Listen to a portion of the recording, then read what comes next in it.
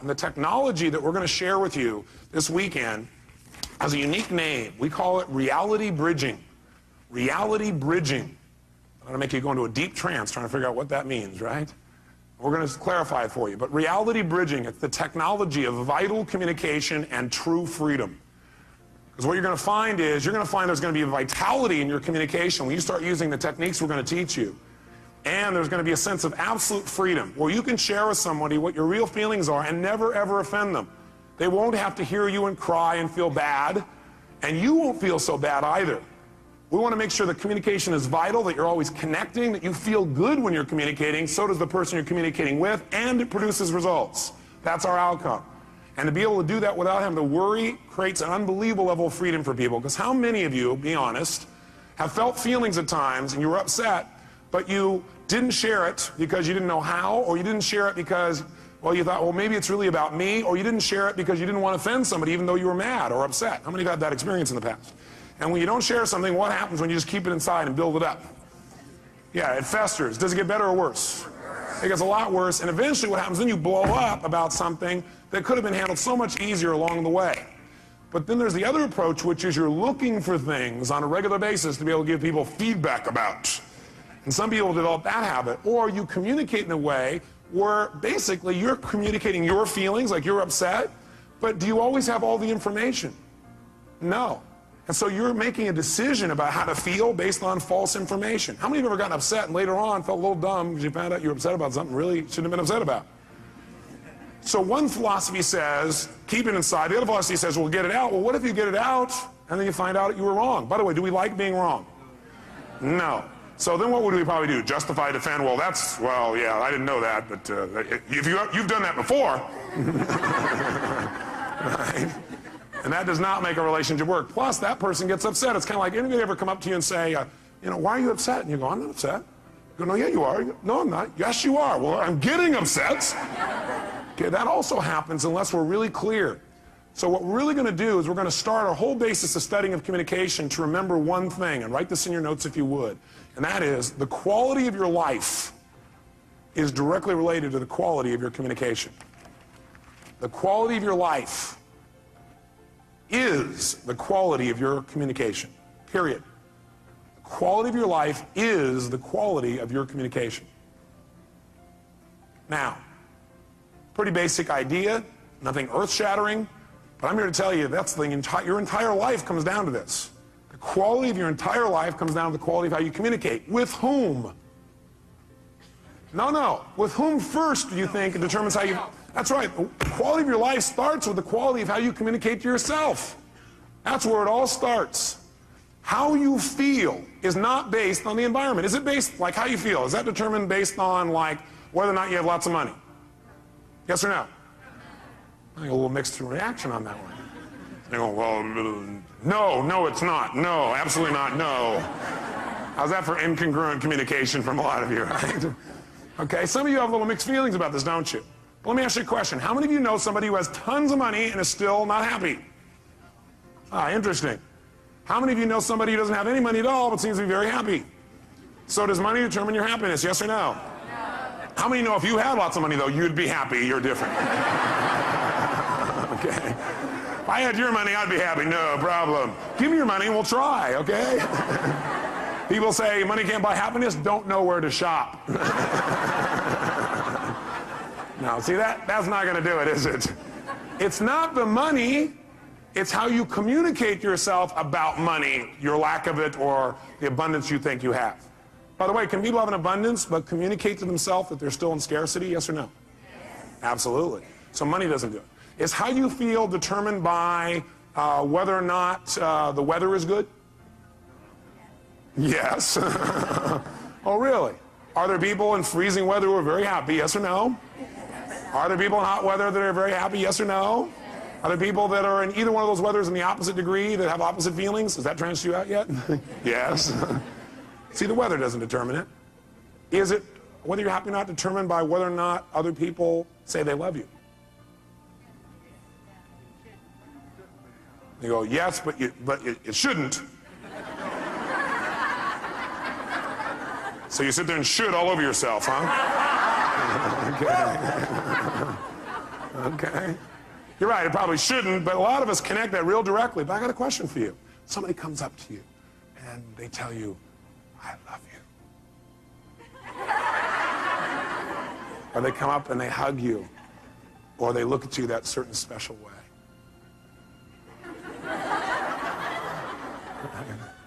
Or they kiss you passionately. And you have these feelings inside. You begin to come to attention, gentlemen.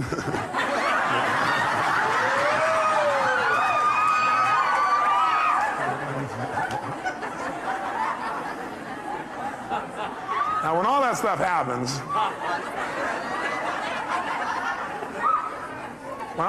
happens, my question for you is, what made all that happen? Was it really the kiss that did it? Oh, yes, sir. No, I don't think so. If that's true, kissing your dog would get you excited. It wasn't a kiss. It was the meaning you associated to that particular moment when tissue touched tissue in that unique way. That's really it, isn't it? It isn't actually... Yes! It isn't actually the event itself, is it? It is rather what we communicated to ourselves about that event. Somebody hugs you and you feel good. Do they make you feel good, yes or no? No, what makes you feel good is you've got a set of rules inside your head that say, if somebody touches me quite like this, they look like that, sound, smell, feel like this, then I get to say, ooh. Okay. And so you say, okay, it's time to feel good, and your brain goes, and you start feeling good. Right? So the bottom line is we determine how we feel by the way we communicate to ourselves, by the meaning that we communicate about a situation. See, it's not the event that determines how we feel.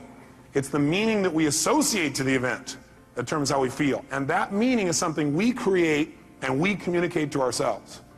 If you're upset about anything, all upsets come down to the meaning you associate to something. If you're upset about something, it's because you're thinking, well, that's because this means they don't care about me, or this means I'm no longer in control, or this means I'm not respected, or this means. All upset is based on a meaning. And how many times have you been wrong when you linked up the meaning? Anybody been wrong, yes or no? Yes, this means yes, I'll guide you through this, okay? We've all been wrong. So what we've got to really be able to do is to realize one thing and write it in your notes. Nothing in life has any meaning except the meaning that I give it. Nothing in life has any meaning except the meaning that I give it.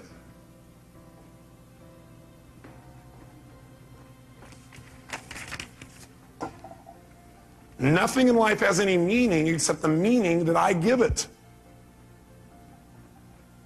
You're the one that puts the label on what things mean. And the last time you were with me, I gave you a phrase when we talked about transformational vocabulary. If you recall, transformational vocabulary is the idea that we get all these pictures and sounds and feelings and sensations start to come in our body, but we don't know what it means till we put a label on it. So you get all these things and they feel uncomfortable, they feel kind of painful, and you call that humiliation. Will that intensify the feeling more than if you say, you know, I'm a little frustrated? Yes or no? You better believe it. The label we put on our experience becomes our experience. And we are the person doing the labeling. Now, granted, I'll agree that most of us are on automatic pilot. We're using a labeling and a communication process that we don't even think about consciously. And we can easily point to other people and show how they created that feeling for us. And certainly they helped us to get into state. They helped us by giving us some feedback, but we still determine the feeling. I'll give you an example. I was in Hawaii recently. I couldn't believe it. I read this article, and then I saw the thing on TV where they interviewed this guy. He was out swimming, and the shark came and bit his leg off. Yeah. You'd think he'd be fairly upset. Why would you be upset if you lost your leg? After the initial pain, why would you stay upset? Because of the meaning you'd link to that, right? What would be the meaning that would make you feel upset all the time? That's right, the meaning of loss, that you had lost something. See, almost all pain you're ever going to feel in your life, the pain that people have that makes them upset, it all starts with, I call it emotional anatomy. It all starts in one place. Pain starts with, number one, I'll put it down at the bottom here, a feeling of loss. A feeling of loss. Now, can you ever really lose anything? only if you perceive that there's a loss. Is that true? Are you following me on this now for a second? You can only feel loss if you perceive it. In other words, you have to tell yourself there's a loss. You have to communicate that you've lost something. This man was not upset. In fact, he was concerned about the shark. Yeah, you say, this guy's on drugs. No, he was sincere. Because his belief was that, number one, he was responsible, not the shark, because he was a swimmer, and he knew that in the area he was, there were sharks, and if he's thrashing around on the top, they think it's a turtle, they'll come after him. But his concern was that people were so upset about it that people were going to go out and rage and kill the sharks in that area. How's that for sorting by others instead of sorting by self? So the meaning for him was, this was a learning experience. That's what it meant to him. For other people, it mean, I'm maimed for life. With a different meaning that he communicated. If he would have said, I'm maimed for life, I'll never be the same. You know, I can never accomplish anything. A woman will never be attracted to me. I'll be a gimp for the rest of my life. If he would have linked those meanings, do you think he would have been in the same state, yes or no? No way. By the way, maybe this is temporary, right? I don't know. I don't know this guy. I'm not going to be around a long time to meet him. But I can tell you for years what I've done is interview people who are absolutely what I think are spiritual masters. What I mean by spiritual master is not flying to the east and meeting somebody who sits and meditates. I mean somebody who doesn't have the use of their legs or their arms and lives in absolute joy and is totally loving and tries to figure out how to contribute to other people. To me, that's a spiritual master. And I'll tell you what, there's tons of them. And they're my friends now because I go to learn from them. You know what I find out? They have developed belief systems that have helped them to interpret human behavior in a way that causes them not to be upset.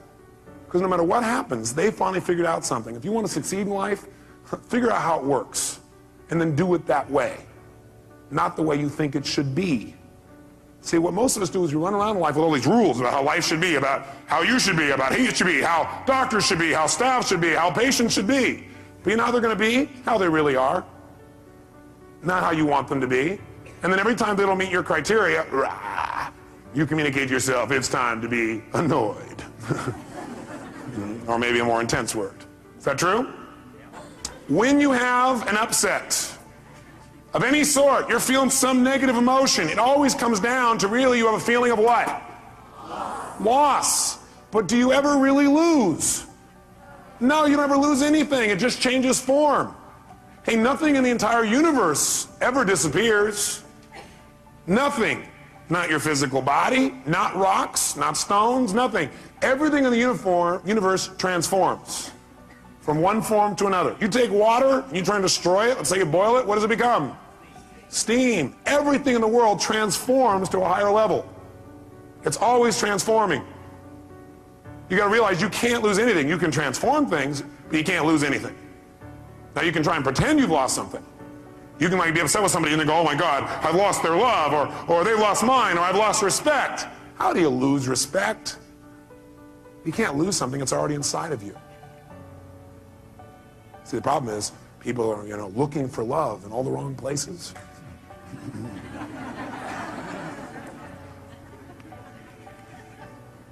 Love is not something you have to go looking for when it's where you come from. A friend of mine said that, Michael Hadley. I thought, wow, what a great thing to remember. Love is not something you have to go looking for when it's where you come from. So you can't lose something. Everything you thought you'd lose is already inside of you.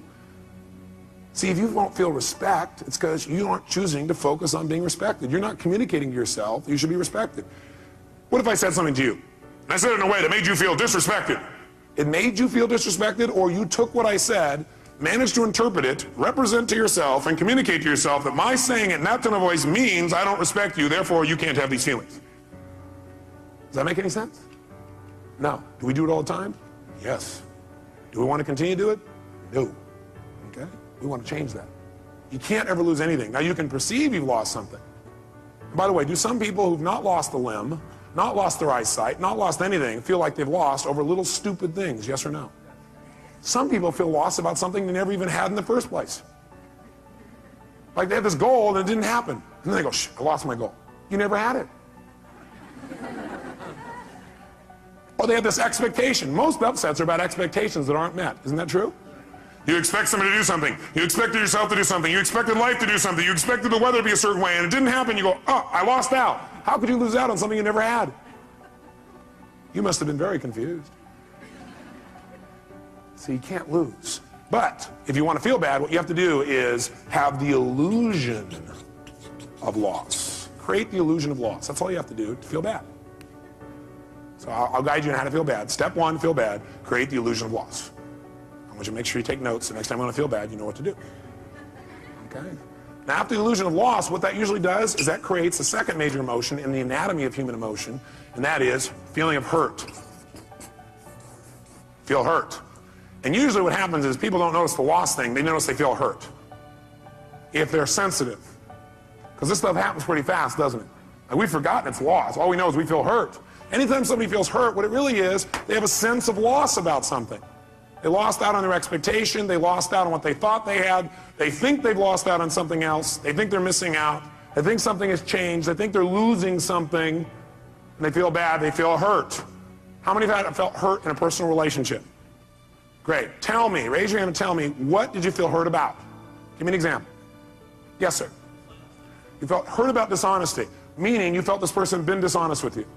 Now, are we absolutely certain that this person was dishonest, that he felt it was dishonest? Yes or no? Is it possible this person was not dishonest, but rather he interpreted their behavior as dishonest? Yes or no? Yes or no? Yes. I had a conversation with my mom not long ago. I couldn't even believe it. She was like all hurt. She said, I'm really, and she went to the next level. I might as well tell you what it is. Most people, by the way, don't stay in hurt. They manage to immediately amp up into anger. Is that true? That's right, and that's the third emotion. So if you're angry, what you really are is what? Hurt, which means you really just have a sense of what? That's really it. So my mom was upset. I was like, what are you upset with me about? I mean, what did I do? She goes, well, she does flowers for seminars. And she asked me if I would contact this hotel and have the hotel like use her services. And I said I'd be willing to, but I don't think they do that. I mean, they never do it for us. Well, she talked to somebody else, and that somebody else told her that the hotel does it all the time, and they contract with somebody else, so your son must not really care about you. Now, she was also in a very stressful state. Does the state we're in just our normal life affect the way we interpret meaning? Yeah, she was stressed about a bunch of other things, so while she's in a stressful state, somebody said this to her, and she went, oh, my son, he just thinks I'm a pain in the butt. He just wants to get rid of me. He must be ashamed of my work. He must not like my flowers. She created all this wonderful stuff. Can we create all kinds of shit in our head? How many are good at creating shit in your head? Okay. All right. Good. I am too. We all are. I'm not picking on my mom, trust me. Oh boy, it's on video. Now I'm really in deep shit. She taught me everything I know. She did teach me a good deal of what I know. Gave me a great foundation for my life. Point is, though, seriously, is she's all upset, and she thought that I had lied to her. Now, first of all, when she said I had lied to her, what do you think happened to me? Like, me, honesty is one of my highest values. I'm probably too honest. I tell people everything. Right? What? Right? The fact that she questioned my honesty. How many of you, somebody questioned your honesty, and you know you're honest? I mean, that really upsets you. What do you think I got when she said that? Angry. How could you say that?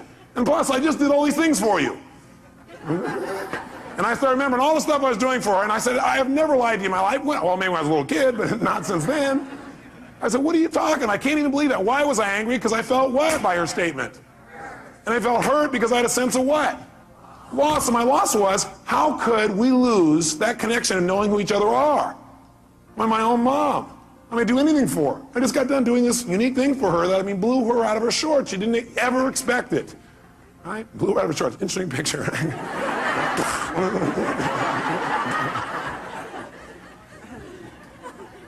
And so, you know, what happened, though, is I realized that if I responded to her in a state of anger, will that probably work? No, it didn't work. So I realized I needed to change my state. And I asked myself a question that helped me a lot. The question I ask is, what's probably going on with her that makes her treat me this way, or treat people this way, or respond this way? Instead of, how dare she? Why? How can she treat me this way after I've done so much for her? Which would do what? Make you more what?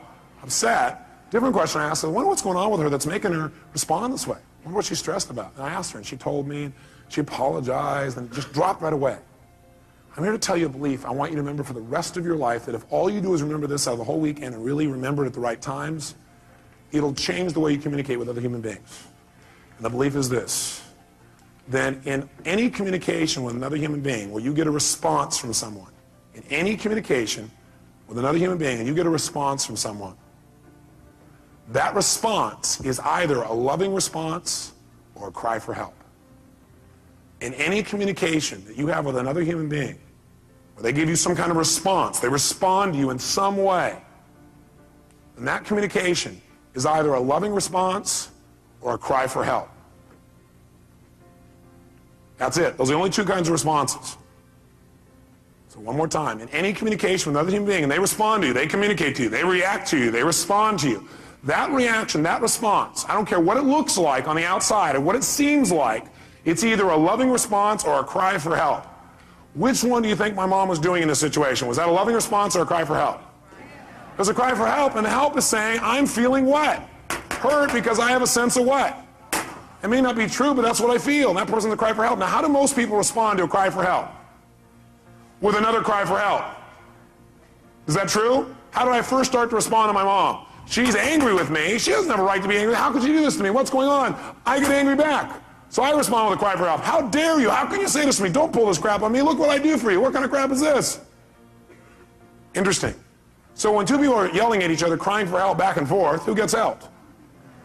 Nobody. So you know what happens? The anger doesn't stop. What happens is the anger goes one place. Either it starts going out to other people and becomes resentment, which builds. And that resentment may be expressed or not expressed. Usually resentment is expressed non-verbally to other people, and some people do it by taking their resentment and they express it by what they call confrontation, and they actually feel good about it. They say, I'm not one of those people who keeps it inside. I confront people, little bastards. That'll really build a quality communication, won't it? I confront, I don't keep it inside. I'll tell you what's wrong. Yesterday when you did this and this and this, made me feel this way. I request in the future you change. Everybody try this. You know what? That doesn't work. It can work. Anything can work. The tone of voice you use is going to play a bigger role than what you say. How many would agree? Your facial expression is going to play a bigger role than what you say. How many agree? And somebody else can sit there and listen to you and say, yes, I'll abide by your request, but inside they're going, oh. Okay, that's not communication. That's not quality communication. We want to change and enhance our format. The other thing we can do is when we feel anger, instead of resenting and confronting, we can just keep it inside. If we keep it inside, usually what it becomes is depression. People are depressed, they don't even know why. The reason people are depressed, they feel like they're not in control. Like things are happening they're not in control of. They're not able to communicate and get control of their life. And a lot of times depression is directly related to the fact they've kept this anger inside and these upsets, and they haven't expressed them, they become depressed. How many can relate to this? Not in you, but other people you've seen in real life. I thought so. So the bottom line is, what we've got to do when somebody responds to us with a cry for help is give them what kind of a response? Which of the two responses should we give somebody when they give us a cry for help? A loving response. Is that always easy to do? No. What it requires is you to remember that no matter what it looks like, they're just really crying for help. Somebody's angry. How dare you do this to me? You go, how dare you do this to me? You guys are crying at each other. How dare you do this to me? You should go, you should picture that. How dare you do this to me? You son of a... Why do you always... And you come back and go, I hear you. I appreciate you. I love you. That's not my intent. How can we make this work? I'm willing to make it work. Thanks for sharing your real feelings with me. Let's do it. What do we need to do to make it work? How can we make you feel better? Because I'm committed to that. Well, you're there. I know. How can I make you feel better? How can I make you feel better? How can I make you feel better? Because I love you.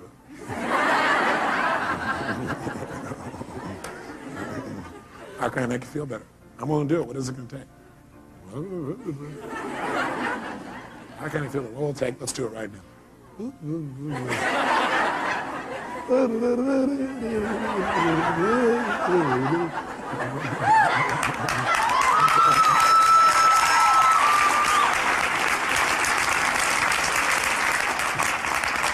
Get the idea?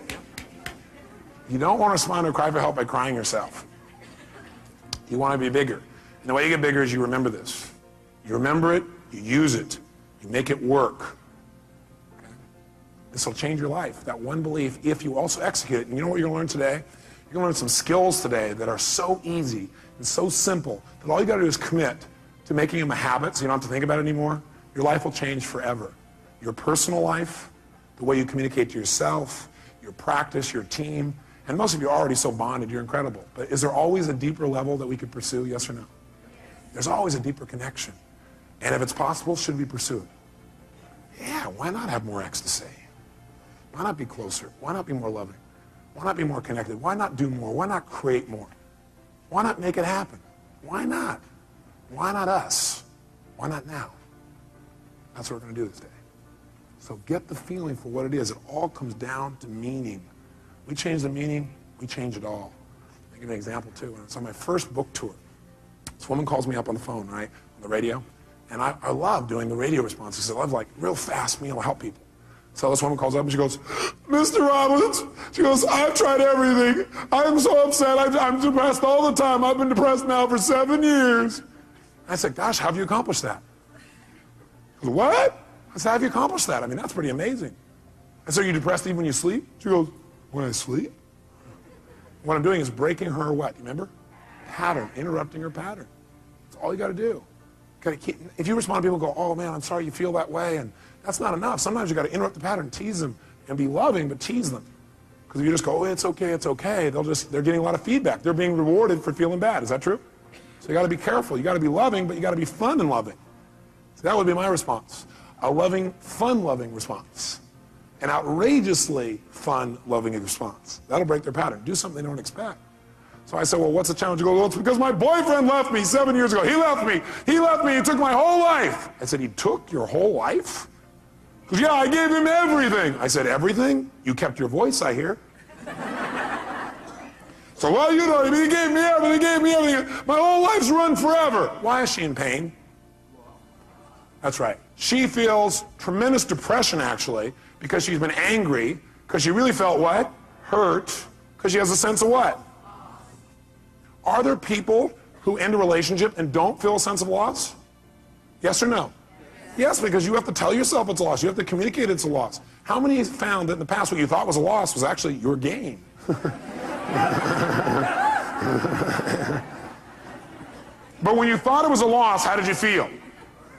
Hurt. And it may not have been a loss of them, it was a loss of your own self-esteem. Well, they left me, they must not have loved me, I wasn't good enough, I'm not good enough, the loss of your own self-esteem, but you do that to yourself too, it's just not true, it's the meaning you made up in your head. We're making all this crap up in our head and it's not true. You gotta be careful about the meaning you label things, you gotta take control of that process. So someone's going, well, he left me, that's why my whole life is over. The reason she's upset, the reason she's this angry, is not that she feels a loss, but she's labeled that loss. Because of that, my whole life is over. How would you feel if your whole life was over? A bit depressed? You better believe it. So I said, look, bottom line is, man, you got to change your state. The state you're in right now, you're going to keep thinking your life's over. You got to change your state. He goes, yeah, well, I've tried. I said, what have you done? She goes, well, I've taken drugs. I said, well, what else have you done? I've seen my therapist for years now. I've been this. I said, stop. I started yelling on the phone on the radio, right? And so I can imagine her face going, what, is he crazy? What's going on? I said, you listen to me right now. You want to change this? You do exactly what I say. When I say now, you put the phone down and you run outside and you just yell 2 words at the top of your lungs over and over again. Next, next, next. As you think about your old boyfriend. At first she was like in a deep trance with no reaction, right? And all of a sudden I heard this chuckling. She's laughing hysterically. Right? She starts to laugh. I said, just yell next. Go out there and look around, see men, and go next. As soon as she started laughing, I said, think about your old boyfriend. She starts laughing. Think of your old boyfriend. She's laughing. Think of your old boyfriend. Laughing. Think about your old boyfriend. Pretty soon when she thought of her old boyfriend, guess what she began to do? Laugh. Right? Now, am I belittling the relationship? No. But do you think if she laughs when she thinks about it, she'll be able to deal with it better than if she cries? You better believe it. See, our state affects a lot of the meaning we link to things. When we're stressed, or we can make out the worst situation out of virtually anything, can't we? See, you got to remember, you're the producer of this play. You're the one writing the script of this movie. Now, some of you, though, have like one style of writing called drama. Maybe you ought to try writing a comedy instead. It might be more enjoyable. Some of you have written a love story. My congratulations to you. Some of you have written an adventure story. Some of you have got one garbled story that doesn't seem to make any sense. Maybe it's time you cleaned up the script, which doesn't mean go back and rewrite it all. It means tear up the old one. Do you have to go back and rewrite the whole script in order to make it work? Yes or no? Now what you can do is set it aside and move on from here. What a concept. Decide, what do I want now? What happened in my past doesn't mean diddly. What matters is where I'm going. If you're trying to drive in the future using the rear view mirror as your guidance tool, you're going to crash. Plus, you know what? Your future is going to look like your past. Pretty scary. Maybe I just let go of the past, tear up that script. You don't have to keep playing that same play. Write a new one now. Don't tell me, yeah, but look at the script I've been using all my life. Who gives a shit?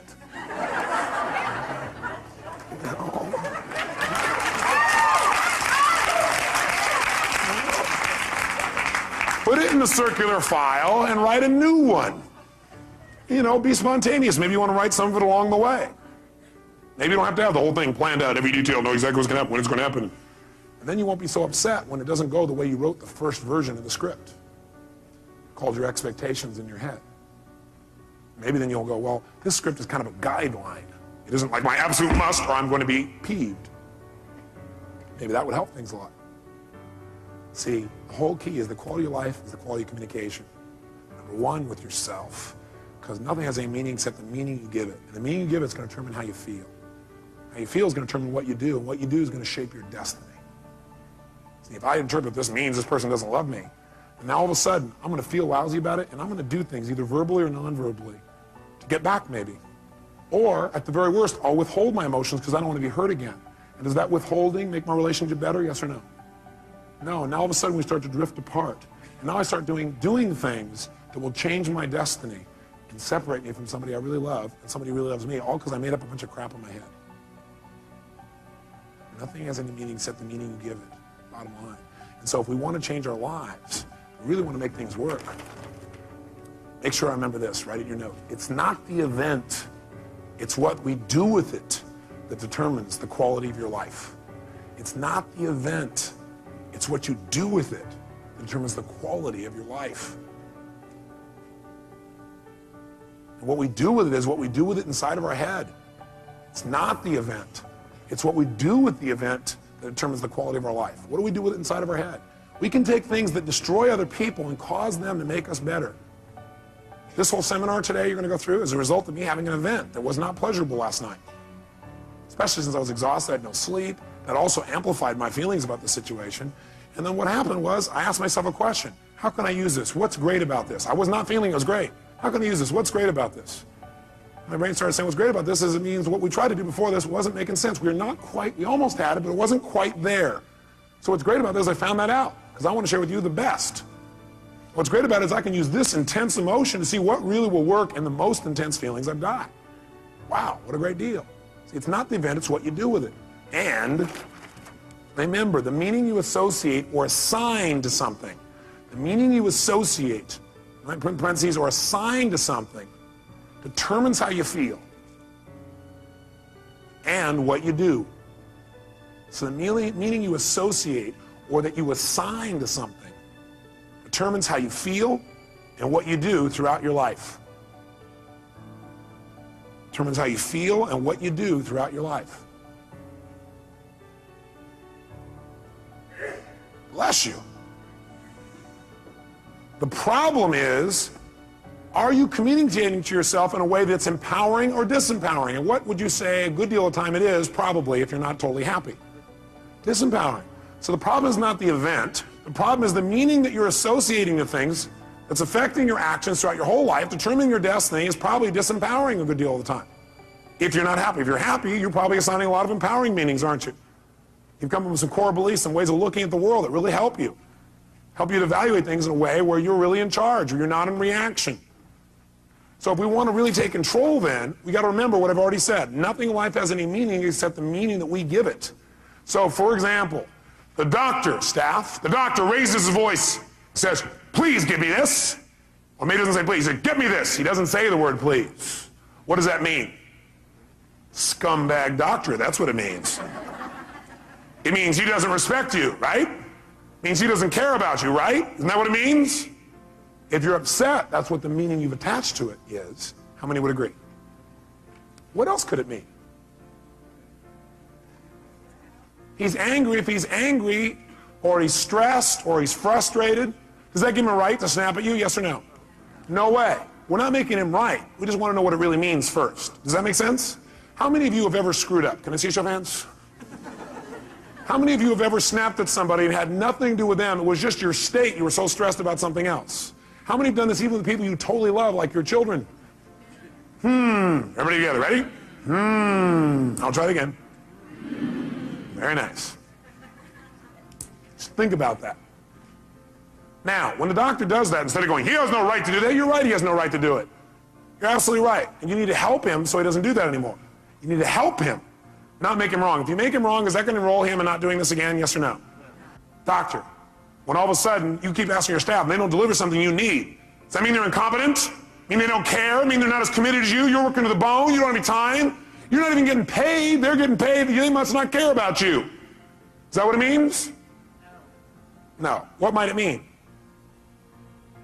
They're overloaded, they're overworked. You beat them to a pulp. They don't want to talk to you because you've been real mean and hard to be around. They're trying to avoid you and stay out of your way because they're afraid they're going to set you off. Oh. I noticed that was a doctor that was laughing. Huh, ma'am? Is that possible? But see, which meaning you assign will determine how you feel and how you treat people. Isn't that true? And it doesn't just stop there. It continues. Because the truth is, most of you don't communicate all that you feel, and it's a good thing. Because words spoken in a moment of anger, some words like that are never forgotten. Now, that's not true. You can forget them, but people think, I'll never forget that.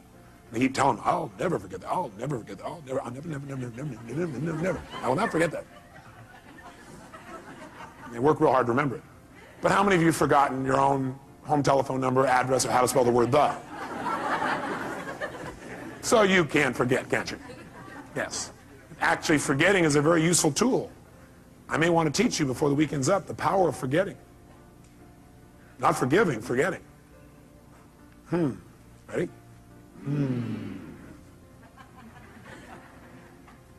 Is it sometimes useful to forget? Yeah. Especially if what you're forgetting is only your perception.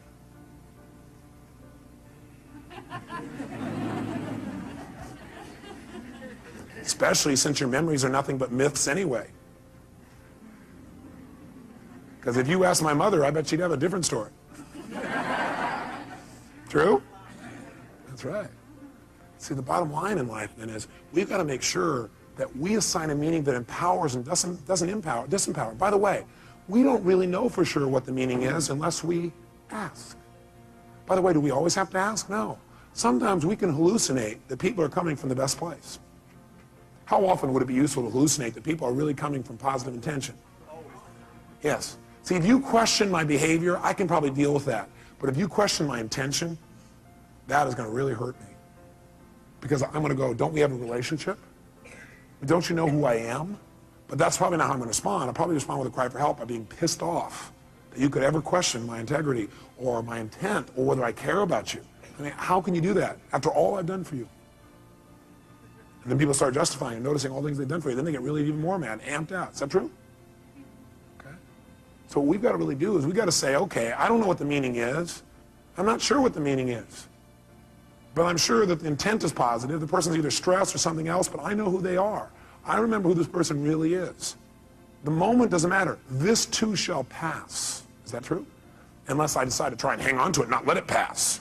Have you ever tried not to let something pass? It gets to be painful after a few days.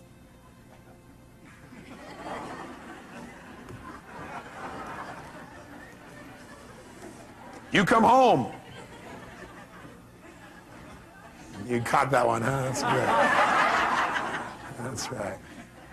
You come home and your spouse is watching TV again. They're reading the newspaper again. They didn't say they loved you again. What does that mean? Scumbag, that's what it means. Divorce. They don't care. They don't love me. They're not attracted to me anymore. Can't imagine why they wouldn't be attracted to you when you're in this personality.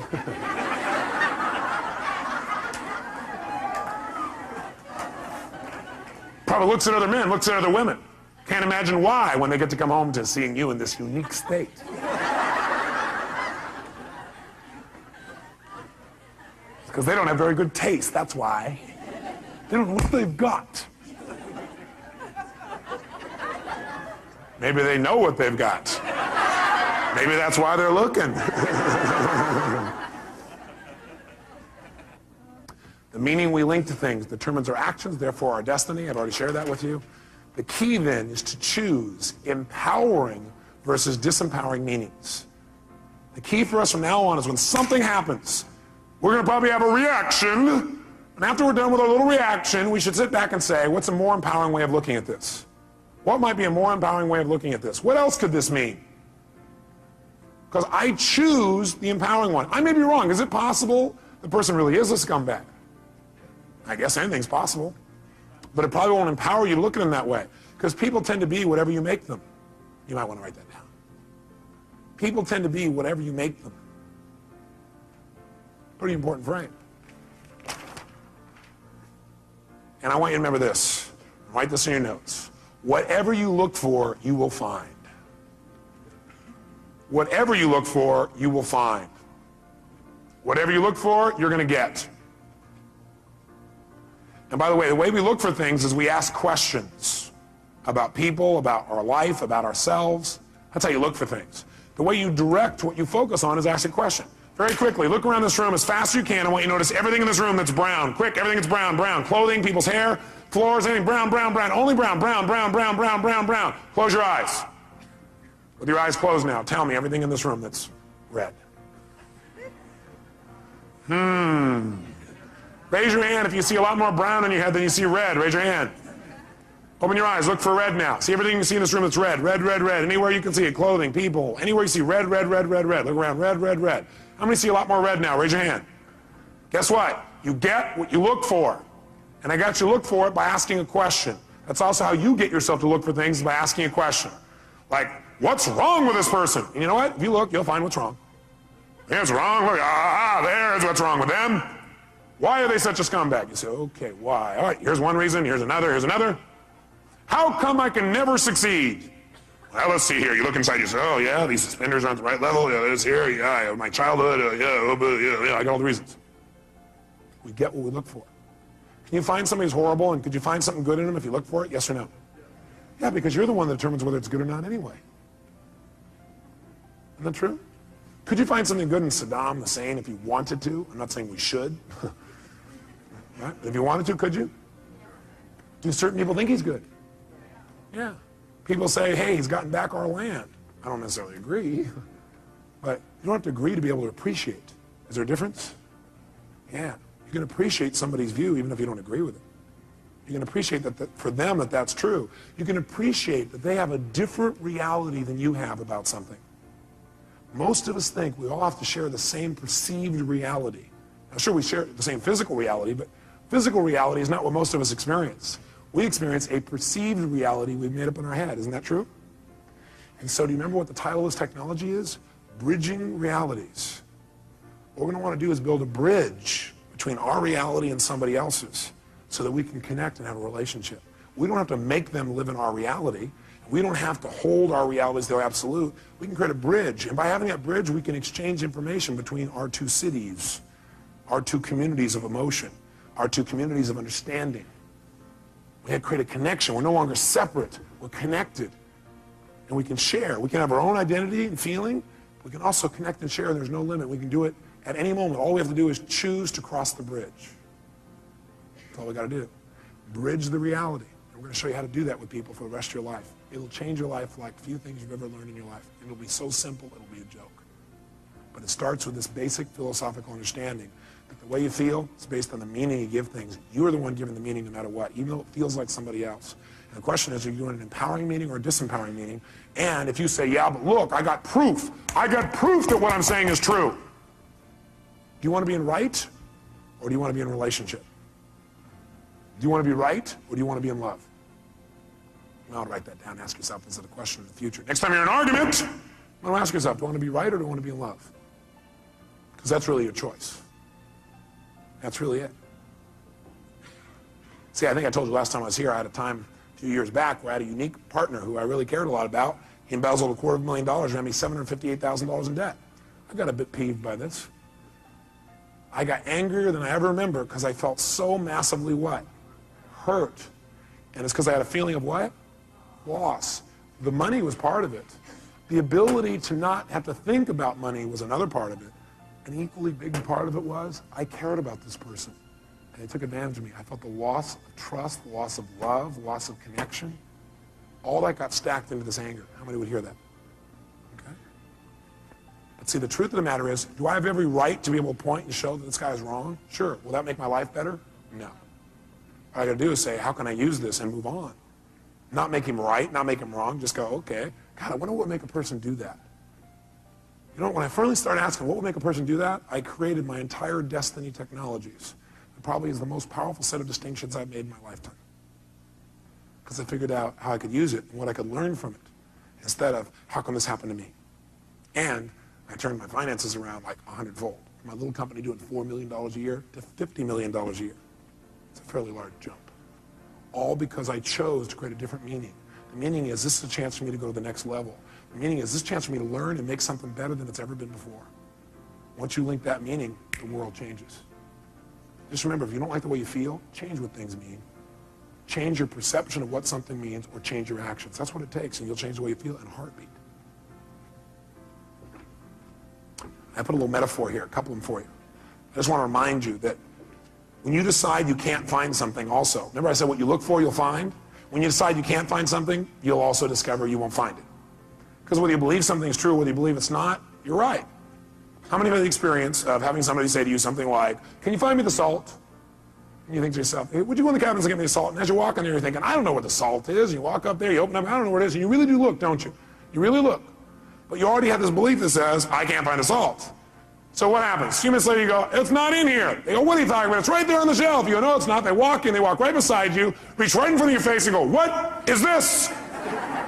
And what is it? How many have had this happen to you?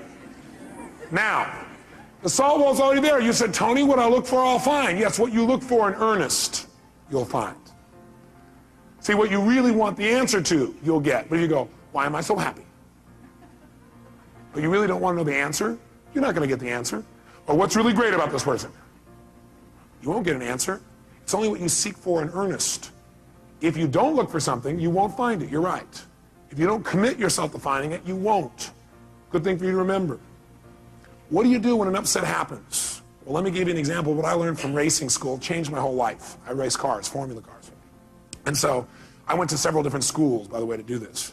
And I'll never forget, in my first school, the first thing they really taught us at this one school for racing is they said, the first thing you got to do is you got to know how to recover. You got to know how to recover before anything else. How to drive a car, you guys know how to do. How to go forward, you know how to do that.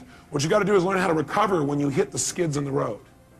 Because if you don't know how to do that, your racing career is going to be rather short or rather painful. And most of you are trying to race through life. And a lot of you are having a rather painful time because you don't recover very well. Or you recover, but in the process of recovering, you smash in everybody else's car along the way. And that makes the next trip around a little resentful for the people. They see you coming by, they kind of avoid you a little bit, going, I'm not getting too close to this doctor, this staff member, this person, this accountant, this secretary, this telephone person, the person around the calendar. I'm not doing that. Because if I do, they're going to smash me up too in the process of them trying to recover. So what they do is they put you in a skid car where they make you go through the process of about to crash, where they knock you off track. And what it is the skid car, they've got a little computer. They fire off this computer, and what it does, it has a little lift, and it lifts one of your wheels, and you never know which direction or when. So you're screaming around the track, screaming, screaming, screaming, screaming, and you're not doing full speed, like 140 miles an hour. They start you a little slower, like we're doing this morning. And you go about 60, 70 miles an hour. But 60, 70 miles an hour on a track is pretty intense, and you're going right for a wall, and all of a sudden, you start to skid out of control. And what they tell you in advance is that what you got to do is when you start to skid out of control, there's only one key. Look where you want to go. Focus on where you want to go. Do not focus on what you're afraid of. Now, what do people do in life? We focus on what we fear, and we get more of whatever we focus on. That's what they tell you there. They say, look, whatever you focus on, that's where you're going to go. Whatever you focus on, you're going to get more of. You focus on the wall, you're going to get a lot of wall. Real fast, you're going to crash. What you immediately got to do is focus on what you want. Not where you think you're going, not where you think you are. If you're not where you want to be, if you're not where you're wanting to go, focus on where you want to go. Immediately, don't hesitate. They said, now what you're going to have to do is when you do this, it won't feel like it's working at first, because you'll still feel like you're going into the wall. Because what happens, you have so much momentum in that direction that even when you focus on where you want to go, there'll still be a little bit of momentum in that direction, and there'll be a little bit of a lag time before the car turns. So don't, because you don't see anybody turning, turn back and look, because you do, you're going to go right there and crash. Keep there. You have to use that F word. What is it? Faith. So what happens is you turn, you're going in, and what does most people do? First of all, most people don't even turn. What do I do the first time? I'm screaming along, all of a sudden I start going to control and go, ah! I'm looking right at the wall.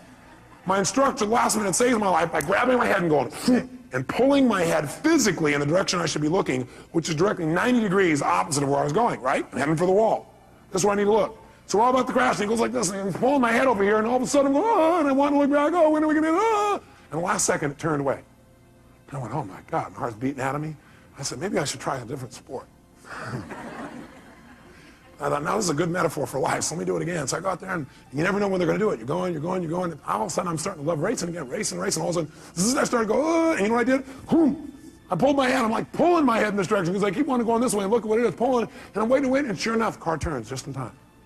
And after a while, you know what you do? Something happens, you notice what it is, you don't stare at what it is, you don't figure out what it is, you don't go, that's a wall. Smacking that, what will it be like to smack that? Ooh, if I smack that, my body will go here, my head will go there. No, what happens is, you see the wall, you know what it is, you only acknowledge the problem long enough to know what it is, and then move on. Know what it is, focus on where I want to go. The minute I can identify what it is, and that's not where I want to go, so I'm heading for it, in the car, and it's like, now you just, you get off it so fast. Focus on what you want, and you'll get more of it. Focus on what you fear, and you'll get more of that. Focus on what you want, and you'll get more of it. Focus on what you fear, and you'll get more of that. Bottom line is, almost everybody in life focuses on what they fear, and that's why they get more of what they don't want. Right? Well, yeah, but what if this happens? What if that happens? If you keep asking, what if this happens, what if that happens, I guarantee you're going to crash. It's only a matter of time. Instead, you got to say, well, what if this happens? What I want. What will happen when I make this happen? What I want. And the more you focus on that, the more of an experience you'll have of what it is that you want in your life, and you'll get it right away.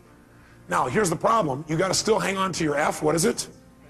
Faith. You know what faith is? Faith is understanding the seasons of life. Life comes in seasons, doesn't it? It's not always the same, but it's still predictable as a whole. How many of you are surprised when winter comes? Can I see a show of hands? No, you wouldn't be surprised. You don't be surprised when winter comes. And are there emotional winters, yes or no? You better believe there are. Are there times when you try to communicate well, it doesn't work? Are there times in the office where it feels a little frigid, a little cold? And that's not just the air conditioning. What happens during a winter? You break out a fire and warm each other up. See, some people freeze to death in the winter. Other people ski. The meaning of winter is whatever you do with it. Isn't that true? There's nothing wrong with winter. What if it was always summer? You go, oh, that'd be great. Oh, yeah? I think you get bored with summer. Plus, you probably get burned. Now, some people get burned in the summer. Some people get tan. Some people swim.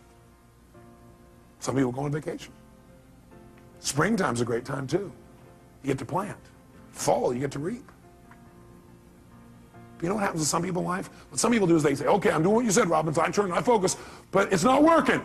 You're still in lag time. God's delays are not God's denials. God's delays are not God's denials. You're in lag time. It'll catch up. Hey, look, you think it's fall. We're still in winter. Or you think it's fall and you're in spring. Or you've made it to summer, but we're not to fall yet. Don't be so darn impatient. Take on a new prayer. Lord, give me patience and give it to me right now. Be equally intelligent. It's like some people think, okay, I know what I want. I want this seed to be a plant. They stick it in the soil. Then they come back the next day and they go, where's my plant? And the soil goes, are you new? That's not how it works. You plant it here, okay? You come back every day and take care of it, right? You make it through the whole spring. Then during summer when it's hot, you got to really, really take care of it because it gets even worse during that time. And you make it through all those seasons. In the fall, maybe, more than likely, not always, but most of the time, you will have a plant here. That's how it works. You go, but that's not fair. Best of life is how it is, not how you think it should be. Because if you're coming back each day, the plant will see you come and start laughing, you know, giggling. Look at this guy. What's the matter with him? Why don't I have it yet? Lag time, that's why. Don't make yourself wrong because you're doing the right things and you don't see the results yet. It takes time. Most people completely overestimate what can be done in a year and underestimate what can be done in a decade. I can tell you my own career, my own life, my business life, I gave my heart and soul every day, 276 seminars a year. Going morning, noon, and night, giving my all. Anybody knows me will tell you, all my all, every day, no matter what. And you know what? I was broke. I was frustrated outside in terms of the business. Nothing was working. And I kept, asking myself a great question, like, why am I screwing this up so much? It wasn't me screwing up. It's lag time. I had to make distinctions. I had to build something. It takes time. But then the other day, I got a little reality check, which we're going to teach you today. My reality check is I'm flying up to Los Angeles to do my seminar up there in my helicopter, my jet helicopter. It's a tough life, but somebody has to live it. So I don't have to drive for 3 hours. I jump in my helicopter. I'm there in 35 minutes. And plus, I go down and dive down by the dolphins in the water and lift back up and play. It's like having your own roller coaster. And I'm flying over this area where I used to work in Glendale, California. I worked there as a janitor. I drove my 1960 Volkswagen that literally broke down on the freeway one day because the wheel fell off. I worked in the middle of the night so I could still go to school. And I got paid $5 an hour, but as a janitor, they figured out how many hours it should take, so I did half the time, did a better job. Because I learned if you give more value, you get to earn more. Good thing for me to remember. But all of a sudden, I flew over the bank, and I stopped. Because see, in a helicopter, you can stop. Like an elevator, just boom, right there. And I just hovered above where I used to work. And I thought, that was 12 years ago. Wow. Wow. For 4 or 5 years after that, I never thought I could have ever had what I want. But see, the world moves for those who just never give up. The world will move for those who persist forever and who change their approach. They're flexible in how they do it. They don't just do the same thing over and over again. The world will move for someone who has faith. The world moves for somebody who has trust and then acts on that trust. That's what the world moves for. And someday you get to look down and go, God, was there one time? That's pretty exciting. That's pretty good progress. See, just because you didn't get it when you want it, you may have overestimated in the short term and underestimated your long-term power and potential. Something you might want to remember.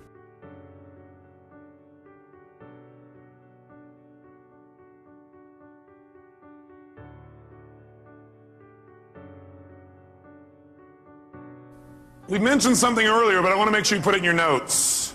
And that is the state we're in the moment, the state we're in at any moment, powerfully impacts the meaning we associate to something. The state we're in the moment powerfully impacts the meaning that we associate to something or that we assign to something. So one way to change what things mean to you is just change your darn state. Is that true? I mean, if you're feeling great, do things just kind of bounce off you that normally if you're feeling upset? Would you change the way you look at them probably, change the way you feel about it? You bet. So we need to really still manage our state. And we talked about that a great deal last session. I want to make sure that that's part of your life's work. Because your life's work is really learning how to live in a way where you spend most of your time enjoying yourself, very little time in pain. Most of your time in pleasure, very little pain. And living your life hopefully in a way where not only do you feel good all the time, but the people around you feel good just by being around you. Because they're around you, they feel a lot less pain and a ton of pleasure. See, that's my idea of success. Success is when you've learned to live your life in a way where you experience tons of pleasure every day and almost no pain. And simultaneously, where the way you live also causes the people around you to experience very little pain and tons of pleasure. Then you know you're really successful. Because if you feel good and nobody else does, you're a failure. Now, that doesn't mean you go around and try and make everybody feel good. Some people have an investment in feeling bad because they think feeling bad equals feeling good. Are there people that believe that, yes or no? Yeah, because they think if I feel bad, then people will notice me, or they'll love me more, or they'll help me more, or I'll get more attention, which means feeling good. People have weird crap they work inside their head about how to get to feeling good. Some people think I'm going to feel good when I make $1 billion. Some people are like, when I have this, this, and this, when I get married, have these many children, this and this, then I'll feel good. Some people have, well, I'll feel good if I feel bad, because then people notice me and make me feel good. Or you could just like choose to feel good. Which one do you think might be a more intelligent approach? Because who's in control there? You are. You don't have to worry about the environment. By the way, when you're feeling good, it tends to make you want to feel even better. It makes you share good feelings with other people, which makes them feel good, which makes them reciprocate usually. Not always, but usually. Kind of nice. So the bottom line is we got to manage our state still. And as a reminder, as far as that's concerned, changing state means change the meaning. And the way you can do it is either by changing your what? Anybody remember from last session? Change your what? Change your what? Change your physiology. Physiology, again, means the way you move, the way you breathe, your facial expressions, your gestures. The way you use your body determines the way you feel. You got to remember that for the rest of your life. If you're not feeling the way you want to feel, first thing you do is just change the way you're moving. Emotion is created by what? Motion. Emotion is created by motion. You have 50 muscles in your face. A slight change in any of these muscles will radically change the way you feel. Remember we did this last time, I think. What I'd like you to do right now, real quick, is create some tension in your body, some tension, then put a big, huge smile on your face while you're doing it and notice how it feels. How many feel somewhat excited when you feel this? Let me see your hands. You know why? Excitement has tension in it. The only difference is you send a different biochemistry into your body. You fire off different biochemicals when you make a smile. Physically, it changes.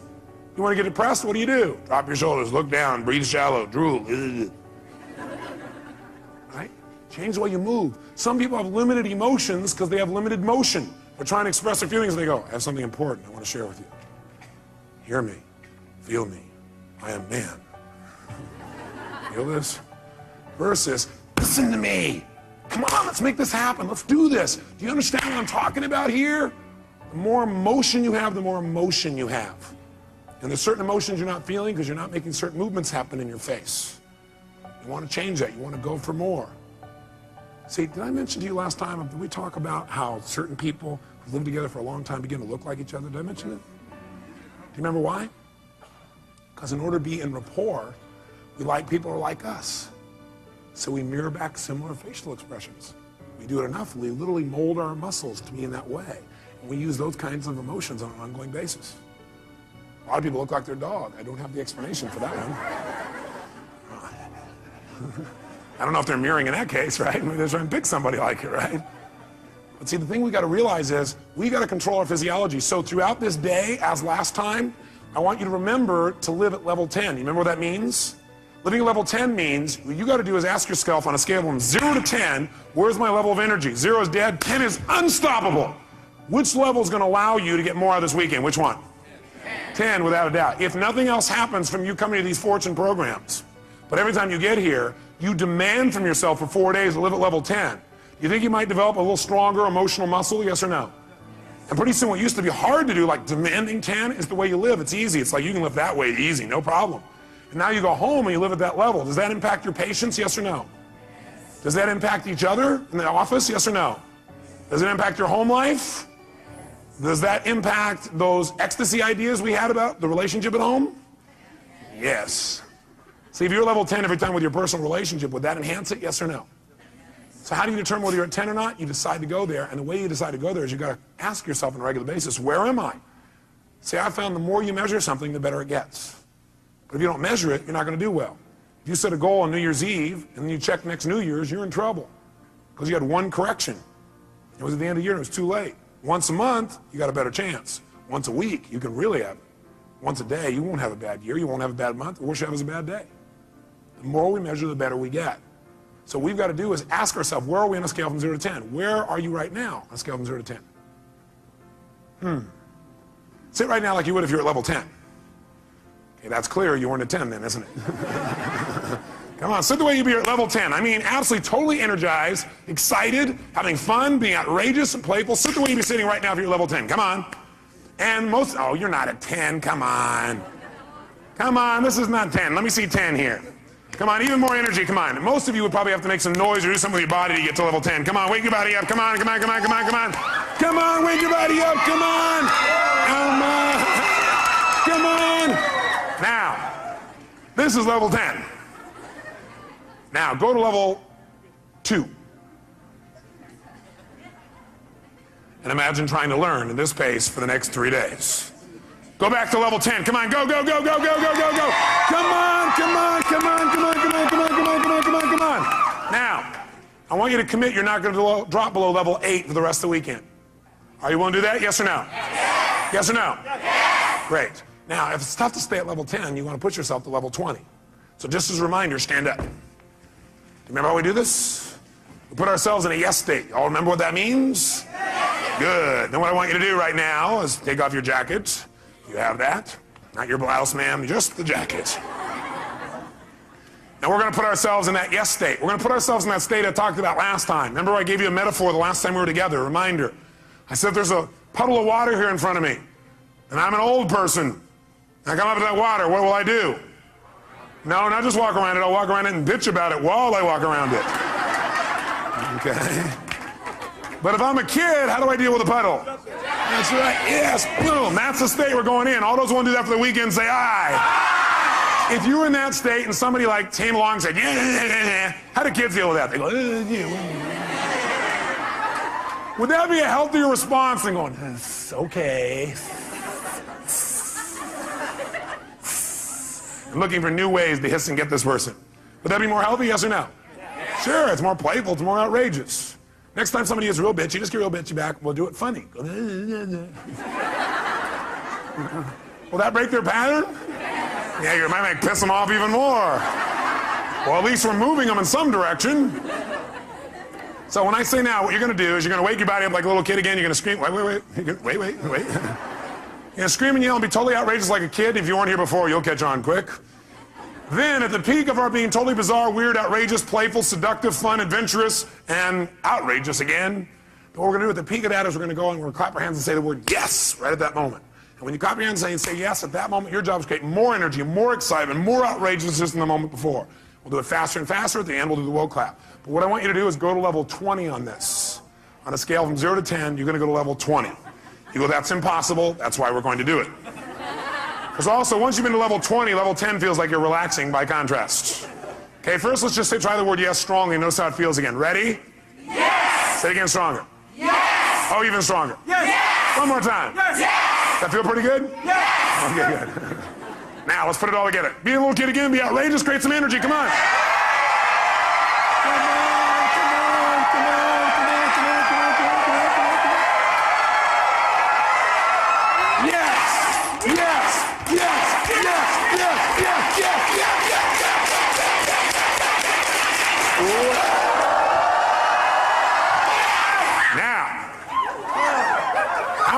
How many are now at level 3?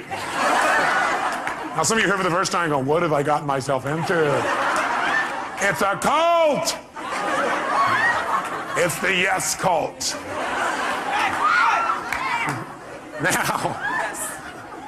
Now, how do you get a muscle? You push yourself beyond what's comfortable and you do it consistently.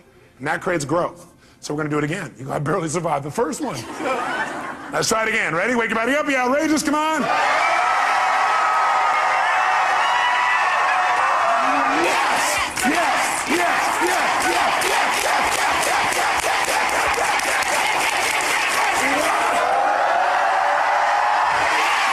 Now, in this state, if somebody had some petty upset with you, could you handle it? Great. Then get a bouncing hug from the person next to you and grab a seat.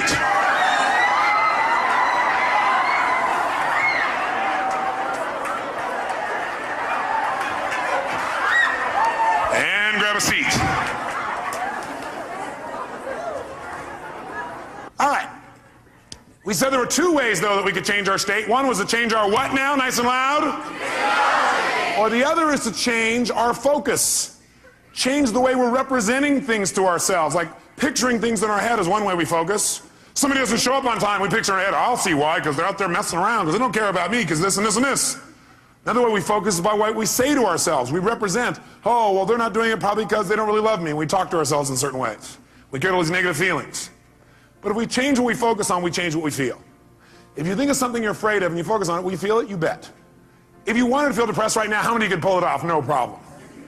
How would you do it? You remember, don't you? A little reminder here. Just put yourself in a lousy physiology. Or, easily, another way you could do it, of course, mess up your biochemistry, eat in a way that drops your blood sugar through the floor. Or else could you pull it off? All you have to do is think of something that once happened that made you feel bad. Something from the past, and remember it again. That seems very intelligent, doesn't it? And feel bad about it once again. How many of you would go to a movie that was terrible over and over and over and over again? How many would think that would be real intelligent? Let me see your hands. If you, one of your friends said, yeah, I'm going to this movie, I hate it, sucks, I'm going back there again. You go, how many times you been in this movie? About 4,000. What would you probably ask them? Why would you go back there? Well, because I have to. Would you believe them? I don't believe you either when you tell me that. But I always believed in you because I know you know better. You don't need to go to those movies anymore. They're a bunch of myths anyway, made by poor directors. Lousy writers, lousy producers. You're a better producer, director, and writer now. You're probably even a better actor or actress. So why not create it the way you want it instead of seeing the same old movies over and over again? Most producers I know don't sit and watch their worst movies over and over and over again and feel bad about them again. What most of them do is they go, that was part of my learning experience. Time to move on. How else could you feel bad, by the way? You could do it currently, couldn't you? All you have to do is think of something you think you've lost that maybe hasn't even happened. Right? Or think of something that you want but you're not getting right now and feel bad about it. Or you could think of something that hasn't even happened yet and feel bad about it in advance. Can you do that? Like, oh my God, and focus on what if this happens? Oh God, it feels terrible, oh gosh. Remember, a coward dies 1,000 deaths. A courageous man or woman only once. Because a coward runs it through the head about 8 million times and feels like they're dying 8 billion times. If you have any faith, any courage, then if it really ever does happen, you'll just deal with it once. You feel the pain only one time instead of stacked over and over and over and over again. If you want to feel good, could you do that? Sure. Would a producer go back to some of their best movies and see them again, do you think? Yes or no? Would they even share some of those movies with their friends? You know what some people do? Some people actually take the worst movies of the past and go share them with their friends, their worst movies. Tell them all about all the gory details of it. And the friend goes, yeah, that's really great. Yeah. But see, a real great producer director shows them their current films, shows them some examples of films that are about to come called previews. Previews are rather exciting usually.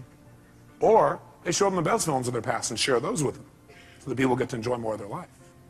Maybe even learn something. Who knows?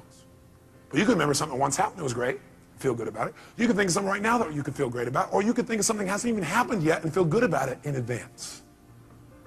What determines what you focus on, though, is one thing: the questions you ask yourself. The questions you ask yourself determine what you focus on in that moment. What questions you ask are usually controlled by your beliefs. Because you could ask any question, but unless you do it consciously, you'll just ask the same questions that are in alignment with your old beliefs, your old BS, belief systems. So the bottom line is we've got to ask better questions. And I will tell you the question I want you to learn to ask the next time you get upset with someone. This is the first question I would ask myself if I were you. What else could this mean? What else could this mean? I will know a person is intelligent when I say this and this happened. I started to get upset, then I thought to myself, well, what else could this mean? You know, maybe it doesn't mean what I think it means. Maybe they weren't really being harsh. Maybe what it means is they're stressed. Maybe what I'm hearing from this person about what they said about me is not true. Maybe what it really is a distortion. Not that they mean to distort, but it's a distortion. Maybe what I've heard this person said about me is a deletion. Maybe this person is generalizing. Maybe this person heard it through somebody else. Maybe that person misinterpreted what I said. Maybe this whole thing isn't accurate. Maybe it's accurate, but they're stressed. Maybe I'm just stressed right now. Maybe what this really means is I'm stressed and I need to get more resourceful and be more loving. And I can handle this. Maybe what this means is it's a chance for me to go to the next level. What else could this mean? You're only upset when you've decided on a meaning that creates an upset. So if you're feeling upset, what else could this mean? Because again, how many of you have ever thought something meant something and been upset about it later on and found you were wrong? How many have done this? So wouldn't it be smart as a first step to always ask, what else could this mean? And search for other possibilities.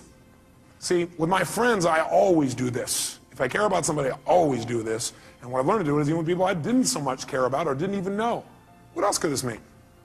See, that makes your whole life open up and expand. See, once you think you know what everything means, you're in deep trouble. Because when you're a kid, you know what happened? You used to have this big giant doorway. But then you became an adult, and you noticed the door. And you started to say, I know how this door works. And you close it a little bit. You said, I know how the world is, and you closed it more. I know the world is, and pretty soon, now you know how the world is. You absolutely know how the world was. See, when you're a kid, you didn't know how the world was. It was just amazing how big the world was. It was amazing how much wonder there was in the world. How much you could learn, how much you could grow, how stimulated you were. You were stimulated by all kinds of things because you didn't know for sure what everything was. You're always curious about what things were. But as an adult, you now know what everything is. And if it doesn't fit in there, it's wrong. We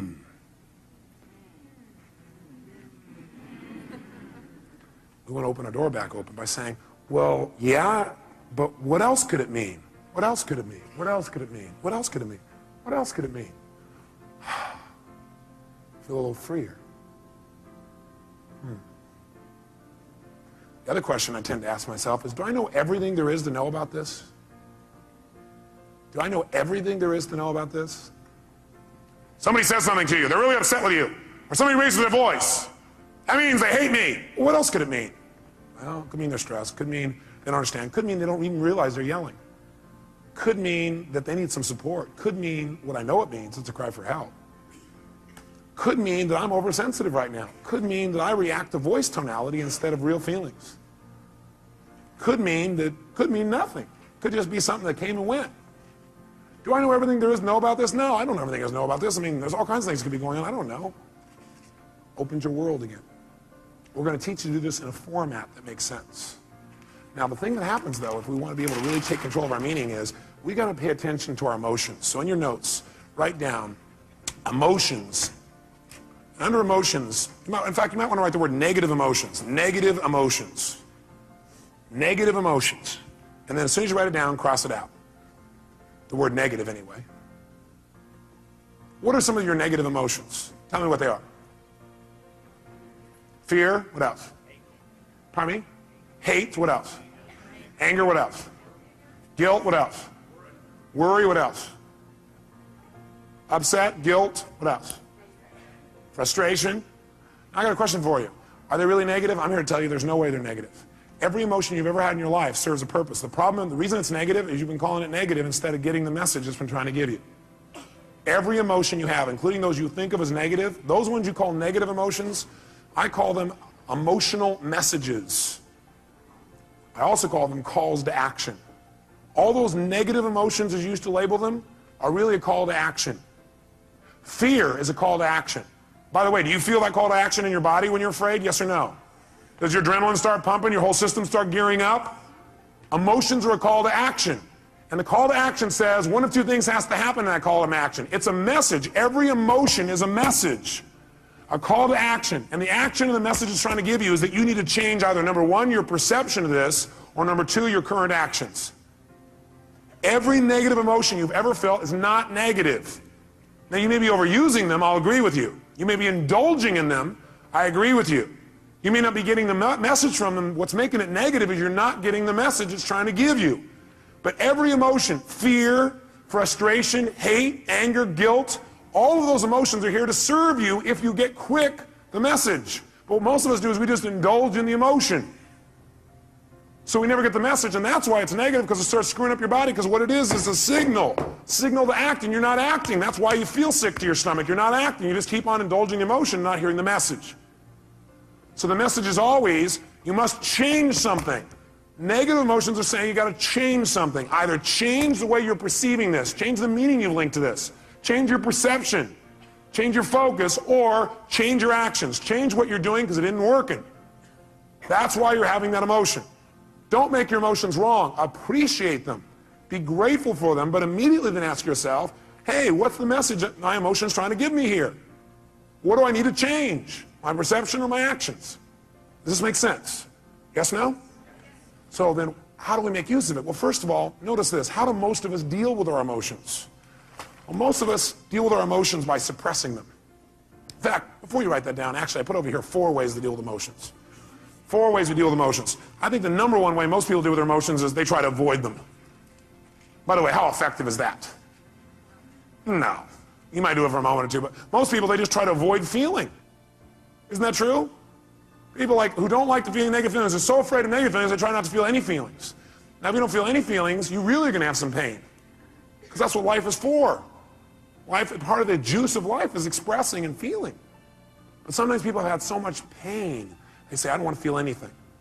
It never works, because eventually it comes out anyway. And then you feel bad about never having felt bad. You feel bad about the fact you didn't feel good. You have a sense of loss because you didn't feel things. Second way people try and deal with their emotions is they endure them. They're going to grunt it out. I'm going to endure these. I'm going to make it through this. I'll hang on to this. And again, this doesn't work. Now, they may try and disassociate after a while here again, or they may try and suppress the emotion. I'll just endure it. I'll just keep pushing it down, and I'll make it through it. I'll just endure it. That doesn't make it better either. Third way, what some people do, I don't know if you've ever seen this happen, I'm sure you've never done this. People compete to see who feels the worst. Some people do is they keep track of their emotions so they can share them with other people and compete. So somebody says, oh man, I feel like hell. Oh, you feel like hell. Let me tell you how I feel. You think you got a problem. Let me tell you my problem. You think you got the biggest problem. Check out my problem. It stands out to here. And people sit there and try and argue about who's got the worst problem. Right? Or the fourth thing that I don't have up there that I'd say, the fourth thing that people do is try and share their pain. Share their problem. They think, oh, I can get rid of my emotion by sharing with others. So they try and get other people to feel bad too. That way we'll be friends. We can share in the pain together. We must love each other. Are these very intelligent ways to deal with your emotions, yes or no? No, you don't want to avoid them. You don't want to endure them. You don't want to compete for who's got the biggest and worst emotion. Try and make yours worse than somebody else's. You don't want to share them. Make them feel bad too. What a friend you are. Instead, what you want to do is step 5. Learn from them and utilize them. You want to learn from them and utilize them. Now, in order to learn from them and utilize them, in order to change an emotion, we have to change what something what's to us. Starts with an M. We have to change what something what? Means to us. When we change what something means, we transform our emotion. We have a transformation. Does that make sense? In other words, if I'm feeling really upset about something, I'm angry, angry, angry. Do I have to communicate that to get off my anger? No, not necessarily. I'm angry because of the meaning I linked up. What if I change what it means in my head and I realize, hey, that's not what it means? Then will I feel angry, yes or no? Yes or no? If I'm really angry about something, I'm angry because of what I've linked up to it. I'm saying, well, I'm angry because they did that and that means this. But if I really analyze it and I look at it for a while and I go, God, that's a bunch of crap. It doesn't really mean that. Then I've transformed my feeling. Do I now have to go to that person and say, what you did made me angry? Yes or no? Yes or no? No, because I don't have that feeling. I truly don't have it. I'm not suppressing it. I've transformed it. Suppression, however, is when you keep the same meaning. That you keep the same meaning. You're upset about something and you keep the same meaning. You don't change the meaning. All you try and do is stuff the emotion. You try to pretend it's not there. That's suppression. So if you keep the same negative emotion, you don't change how you feel about it. You just try and pretend it's not there. That's suppression, and that's when you get in trouble. So our goal is not just to take things and not suppress them and just express whatever we feel, because if you just go express whatever you feel and you don't think it out, are you going to always communicate well, yes or no? No, in fact, you may say things later on you'll regret in the heat of the moment because you were in state. So what you first want to do is see if you can transform it, honestly and sincerely, and if you can't, then your goal is to get someone to help you to transform it. Go to the source and get the source to help you to transform this. So you know what? I felt this way about this. I made up this bizarre meaning. I know it's not true because I know who you really are. But this is like a crap I did in my head. Can you help me? I need to change this. Can you give me some more information or some feedback or help me to clarify this thing? Because I kind of screwed this up in my brain because I know that's not what you meant. That's what I did inside my head. Can you help me out? Is that different than, you know something? The other day when you did this, I felt this, which by the way implies what they did made you feel something. Is that true, yes or no? Does anybody do anything and make you feel something, yes or no? Yes or no? Absolutely not.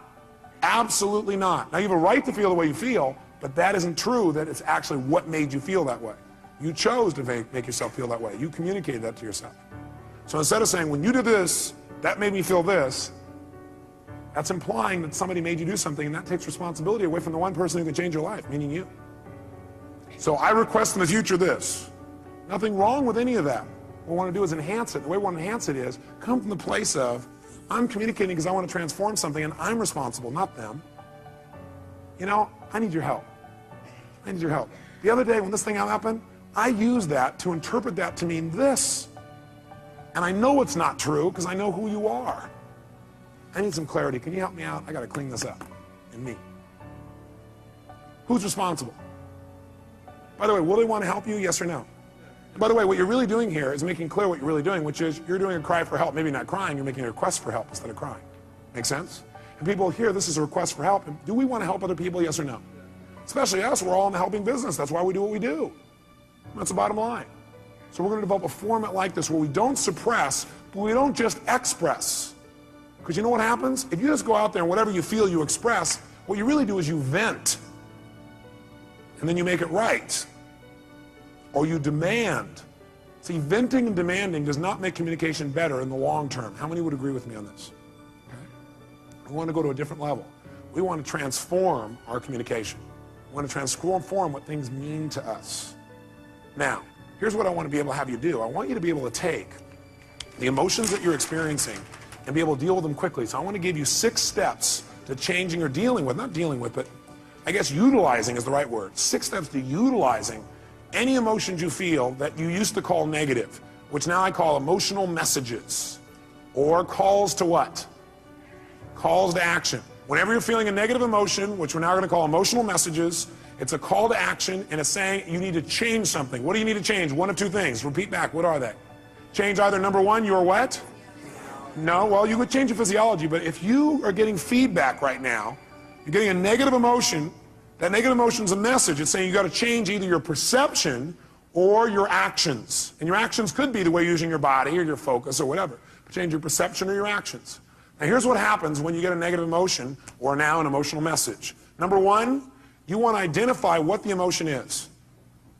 So you're starting to feel negative things. You want to identify what is the emotion. Now, when you identify the emotion, what the emotion is, like you're really upset. Ask yourself, well, what am I really feeling? Underneath this, you might write down the question, what am I really feeling? What am I really feeling?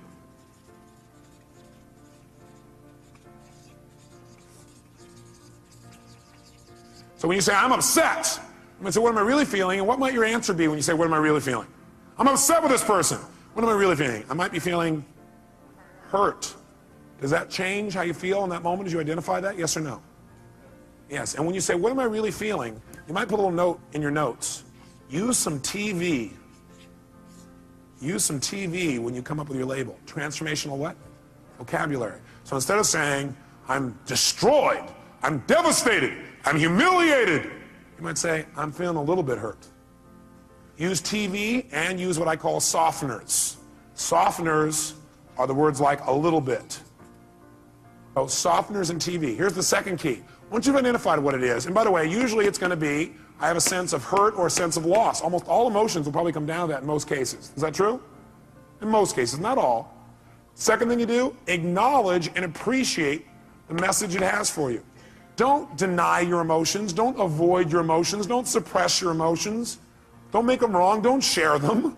Start by identifying what they really are and then acknowledge and appreciate the message it has for you. In other words, acknowledge, hey, this is a real emotion. I'm glad I'm having it. It's going to have a great message for me. Then go to step 3. Get incredibly curious. Get incredibly curious as to what it has to offer you, as to what the message is. Get incredibly curious as to what the message is. Underneath this one, number 3, as you get incredibly curious as to what the message is, write down the question. What is the real message this emotion is giving me? What is the real message this emotion is trying to give me? What is the real message this emotion is trying to give me? I'll offer you some ways to do this. Let's do them all 6 though so you know where we're going. Step 4. Okay, the question on 3, some of you are still there. Question number 3 is, what is the message this emotion is trying to give me?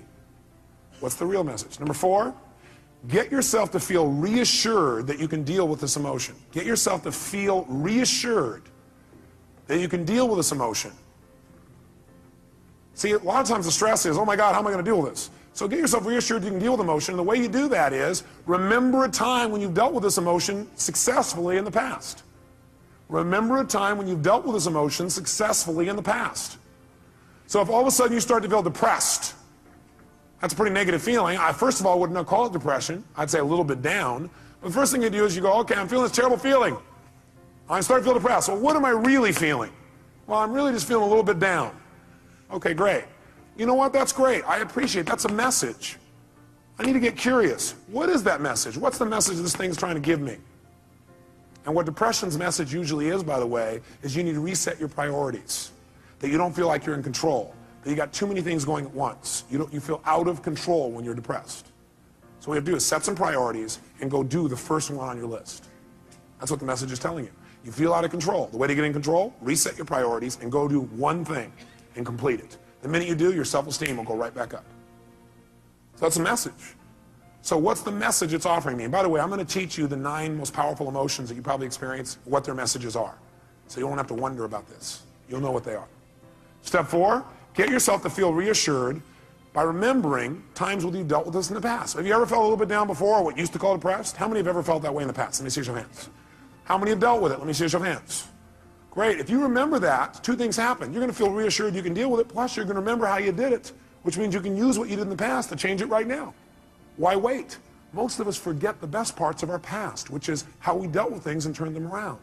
We just remember the negative feelings. That's kind of weird. Maybe we need to manage our memories better. Remember the things that have resources for us and forget the things that don't. Number 5, get certain. Get certain that you can handle anything like this in the future. Get certain. Not only can you deal with the emotion you have right now, but what you should do is use this as an opportunity to be certain for yourself. Get yourself certain. If it ever happens in the future, I'll handle this emotion quicker and easier. Get certain that you can handle anything like this in the future by rehearsing yourself dealing with it in the future. In other words, think of a time in the future where this depression could have come up and see yourself, feel yourself rehearsing again. Use this as a tool of empowerment. So you remember a time when you were depressed before, you were a little bit down, you turned it around. It took you a while, but you turned it around. You remember what you did. Oh, I dealt with this before, I can deal with it again. And then you say, let me take this opportunity to get certain that I can handle this if it ever came up in the future. And the way I'm going to do that, I'm going to sit down right now, and I'm going to think of, okay, what kind of things might happen in the future? I might get depressed. Well, I might expect something didn't work, feel bad about it. Let me think of a time like that. Okay, let me see myself, hear myself, feel myself deal with it. You see, hear, and feel yourself dealing with it easily. And you do this 2, 3, or 4 times.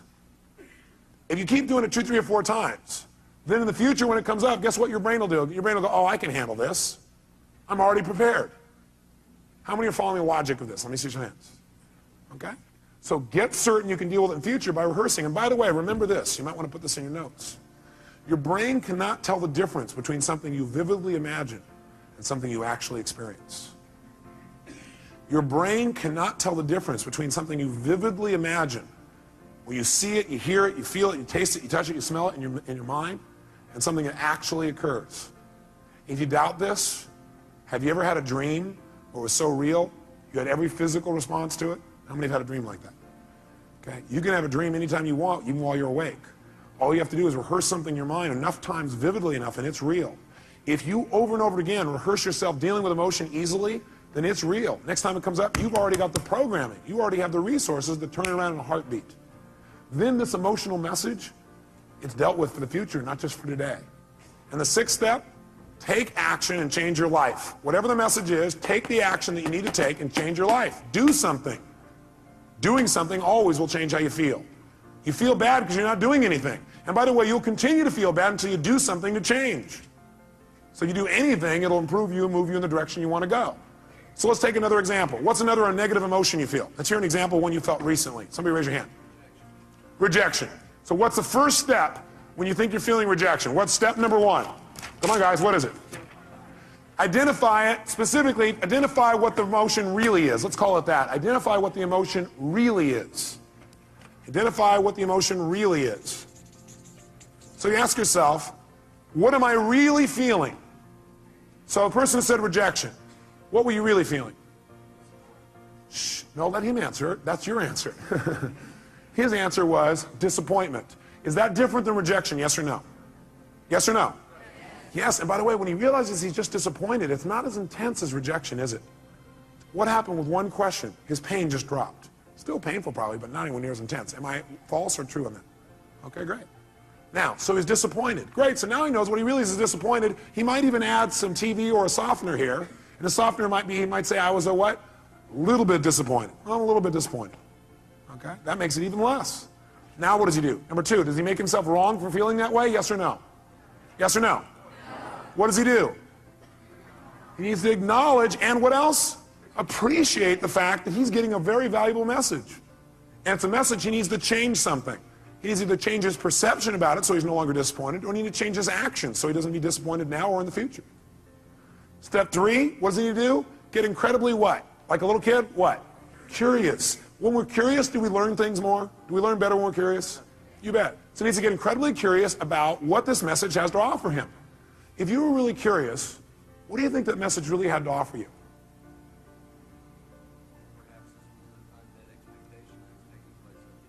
Perhaps this was just an unmet expectation that was taking place up here and it wasn't even reality.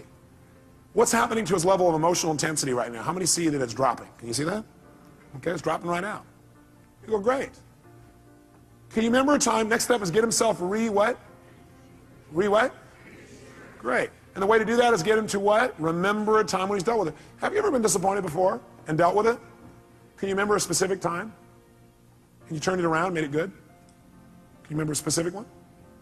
Think for a moment of time when you turned around and you made it great. You actually took it, made it to your advantage. Remember a time like that? How'd that feel? So you know how to deal with this, don't you? Well, I got a question for you. What did you do back then that changed it? He redefined the terms he was going to use. He changed his perception or his rules. Great. How'd that feel when you resolved it? So great. So when he goes to reassure this, two things happen in the reassurance. One is he sees he can deal with it. He sees and feels he can deal with this easily. And number two, he sees how. And number three, he remembers how good it feels to relieve himself from the feeling. So he remembers how good it feels to get rid of it. Which, by the way, makes him want to get rid of it right now. And what's the last two steps? Step number 5. What do we want to make sure? We want to make sure he doesn't just not feel bad about it anymore now, but we want to make sure his future's better. We want to get him what? Get what? Certain that he can handle this in the future. So he probably feels pretty certain right now, but you know what I'd like you to do? I'd like you to think some other area in your life where possibly in life you could have gotten disappointed in the future. Some kind of thing that might come up. Can you think of something that could come up and do that? Look, he already knows.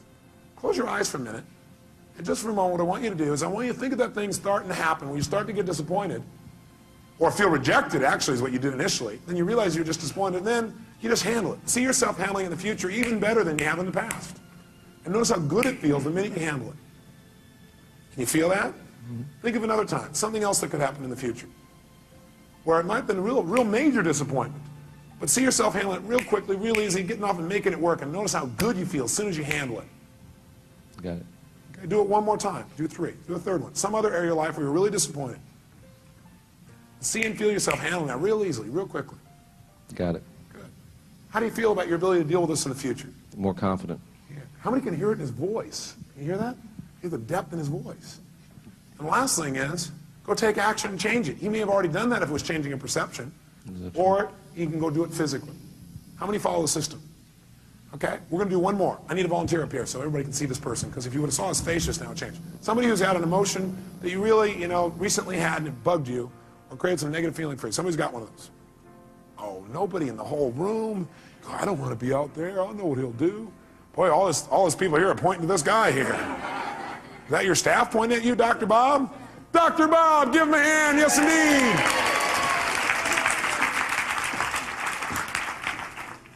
Great. Here you go, sir. He's going to reward you guys for this later. He probably will, actually. That's right. Dr. Bob, what's a negative feeling that you've had recently that you'd like to change, you really are committed to changing, but it's been bugging you? Disappointment and rejection. Disappointment and rejection. Well, it seems a lot of that's going around. Must be catching. It's the rejection virus. People are spreading it. Okay, well, which one would you like to deal with? Or are they tied together? Well, actually, it's probably... What question did he just ask? For him to say, actually, it's, he's already done step 1. What's the question he just asked? For him to already say, actually, it's, what did he ask? He first of all started to identify what the feeling really was, didn't he? And the question he asked is, what am I really what? Feeling. What are you really feeling? Anger. Anger. What's that really? Well, what that really is I was angry because I felt rejected. Okay. And I was really disappointed about what happened, the circumstance. So what's he done? He's managed to stack his negative emotions one on top of another. Okay. And by the way, this is unique to Dr. Bob. Nobody else you know does this, do they? But what are you really feeling? All that stuff, what's behind all that stuff? You just really feel what? Rejected. Rejected. Disappointed. I mean, it was discounted. discounted my... Does he look like a computer that keeps running the same program over and over again? He said, reject, disappoint. He's running right back through the thing. Do you feel hurt? Yes, yeah. Do you feel rejected or do you feel hurt? I feel hurt. Do you feel disappointed or do you feel hurt?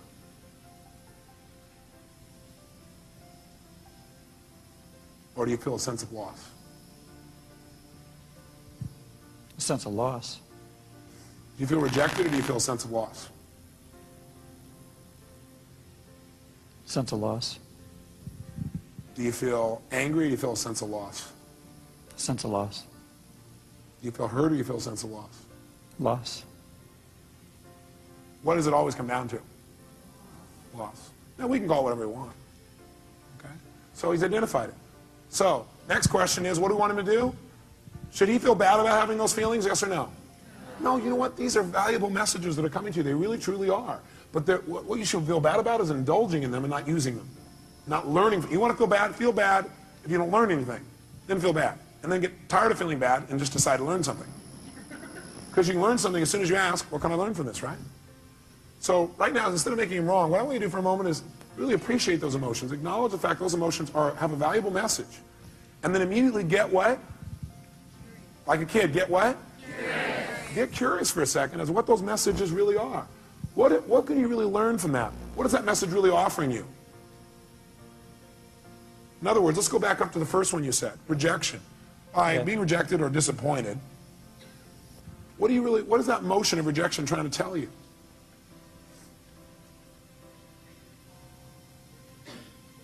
The relationship's important. Love's important.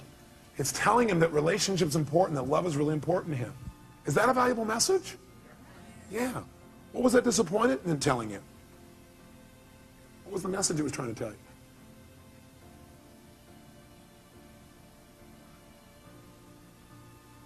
Now, a person may say, I don't know.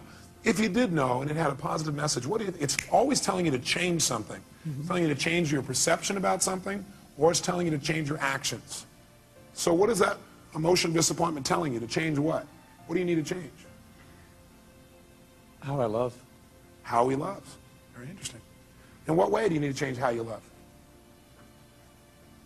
How it's communicated, shown. How it's communicated and shown. How do you need to communicate and show your love more effectively?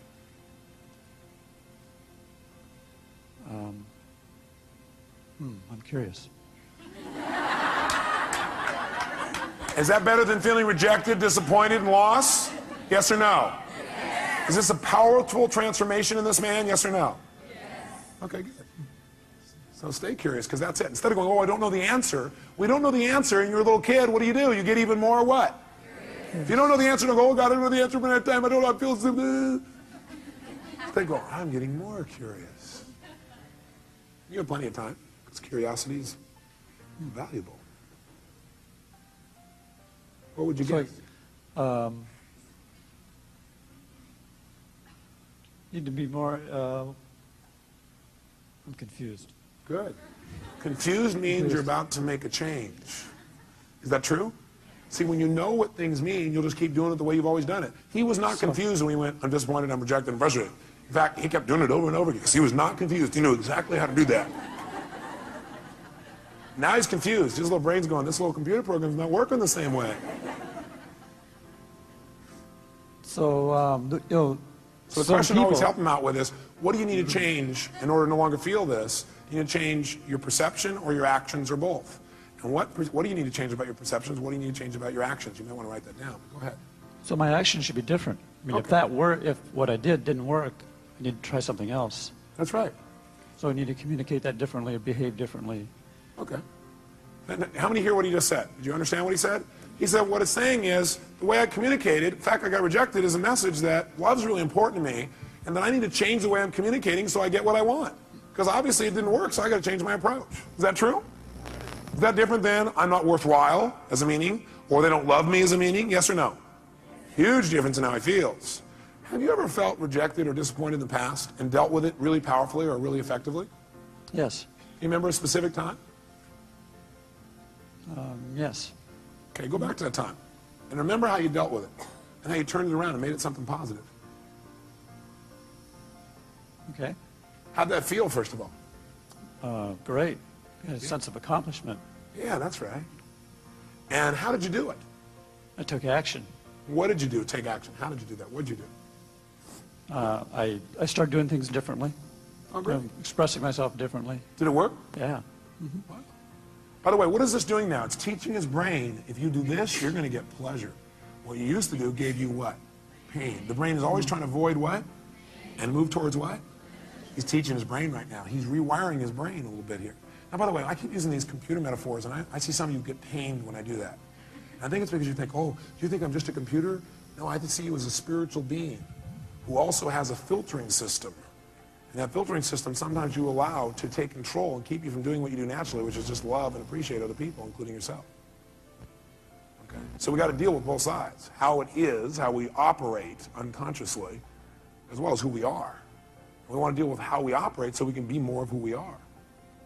Now, I'd like you to think about this for the future. First of all, you feel pretty good about you being able to deal with it right now? Yes. Yeah, and by the way, does he really look like he can deal with it now, yes or no? So think about the future. I'd like you to think of some place in the future where you could have felt rejected or disappointed. Something that could come up that could cause you to feel rejected or disappointed. Okay. Okay? Close your eyes if you would, and see yourself using your skills, and handling it 10 times better, quicker, more easily, turning it around right away. And feel how good it feels to turn that around. Okay. How does that feel? Feels good. Yeah. Can you do it? Yes. Easily or hard? I can do it. You can do it. Okay, great. So now I want you to do it. That's great. So now I want you to close your eyes. I want you to think of another time where it would come up. Only this time I want you to do it easily. There are resources inside of yourself you haven't thought of before, and I want you to do it and even enjoy it. Turn around and make it happen easier and quicker. Okay. Okay, look at it. If I ask him to do it, can he do that? Yes. Yes. I'm asking him a better question. It gives him better resources. Okay. Can you see yourself handling it quicker and easier in that one? Yes. How does that feel? Great. How many see the difference and hear it in his voice? Great, let's do one more. Think of something else that could come out in the future where you could have felt rejected, disappointed, but now, heck no, you handle it really easily, real quickly, just like this. Okay. Have you already done it? Done. He's getting a little faster at this, isn't he? He's got some experience. How do you feel when you do that? Super. Super. Look at him. Look at his face. Now, if someone were to say, I'm going to reject you now, Thank you very much. give him a hand. Thank you very much, sir.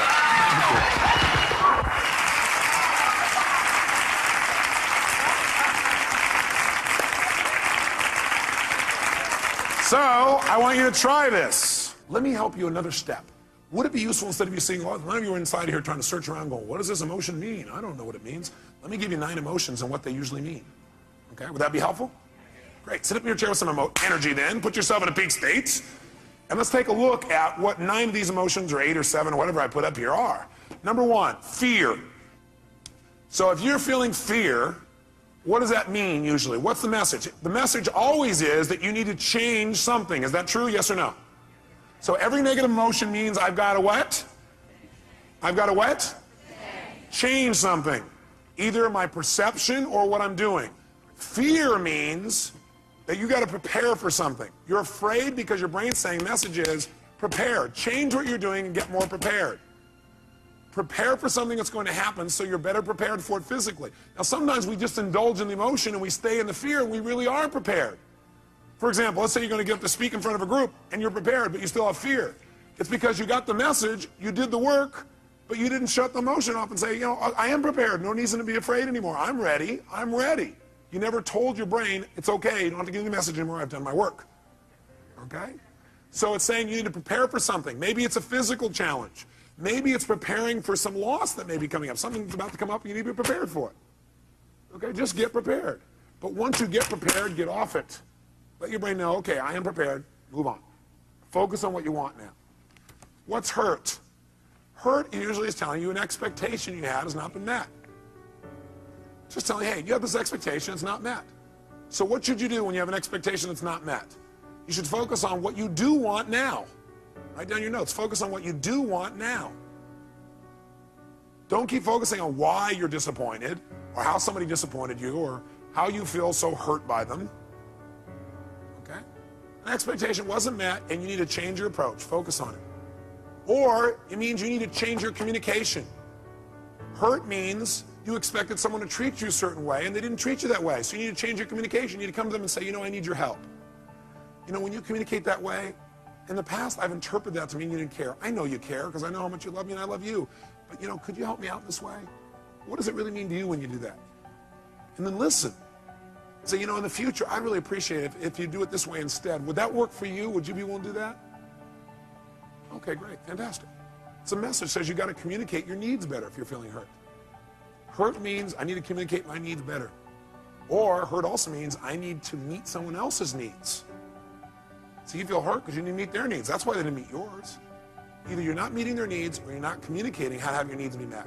Or you have an expectation, you need to move on. This is not going to work out, so focus on what will. Third, anger. Anger is a message that says you have a major rule that's been violated. When you're angry, you have a rule that's been violated. We all have rules about how things must be and how they should be. And boy, some rules, if somebody violates some of our rules, man, we really get angry, don't we? By the way, you may also be angry because you violated your own rules. Is that true?